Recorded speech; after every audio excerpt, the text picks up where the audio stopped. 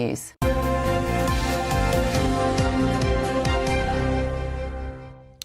VE Day, Ellie was there on Monday with the celebrations, with all of that, and there'll be more big celebrations tomorrow. And we're doing our bit all this week to make sure that, I suppose, people don't lose touch with their history. Yeah, and it's really important that we don't lose touch with what happened during the Second World War. And that's why the author, K J Millard, has written Charlie and the Spitfire. It's released this week to make sure the stories of our veterans lives on. Looking up, she shouts, "Look, Charles, it's a Spitfire!"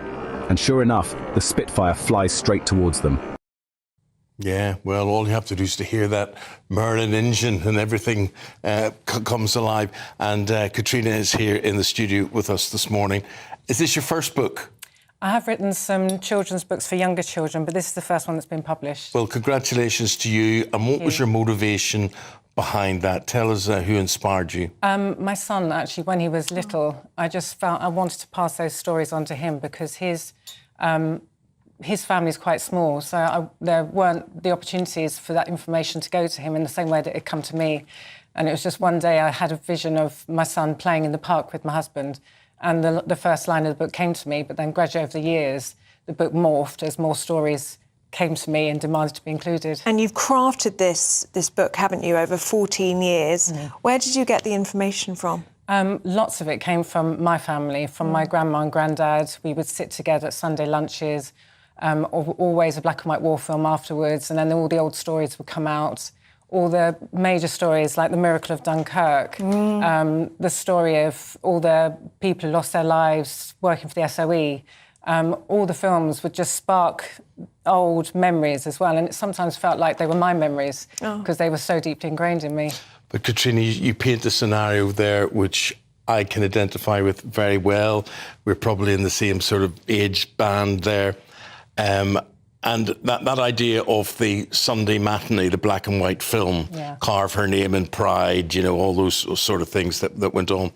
And then I was also, my education of World War II was supplemented by comics. Because, you know, as a 10-year-old or whatever, the Victor and the Hotspur and all these comics had commando stories and war stories in them, and you become quite good at knowing what went on. But on top of all that, which is what you talk about here, the older people, the grandparents, say, oh, when this happened and we were bombed here and we had to go there. And in truth, Ellie, we didn't believe them. The start was saying, what do you mean, the windows blew out of the house and they didn't? And you think, he's making that up, And you realise, no, they're not making it up. No. But we are losing that storytelling, aren't we, with that generation? Yeah, we are. I mean, the stories, simple ones, where my grandma and her siblings were going to be evacuated to Canada, and the moment my great-grandfather saw them on the deck of the ship, he suddenly felt, this is wrong, and had a strange feeling and just took them back off the ship again, and that ship was torpedoed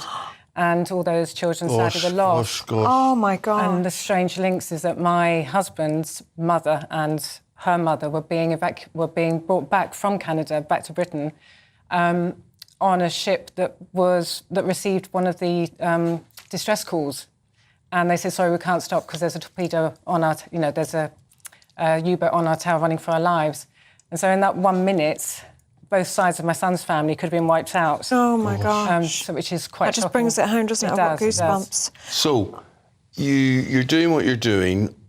Do the youngsters today, and I don't know what age group, you tell us what age group you're talking about there, can you really grab their attention? Are they interested or are they into, computer games? Well, because my son obviously likes his computer games as well, and obviously being an English teacher with years and years of experience of reading and teaching books, I know what hooks to provide for the students to get them interested in the story.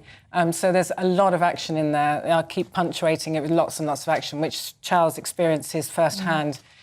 He goes back in time and meets my grandfather. Oh, that's so lovely. I call it, he was called Jam Jar, but he goes back in time and meets him.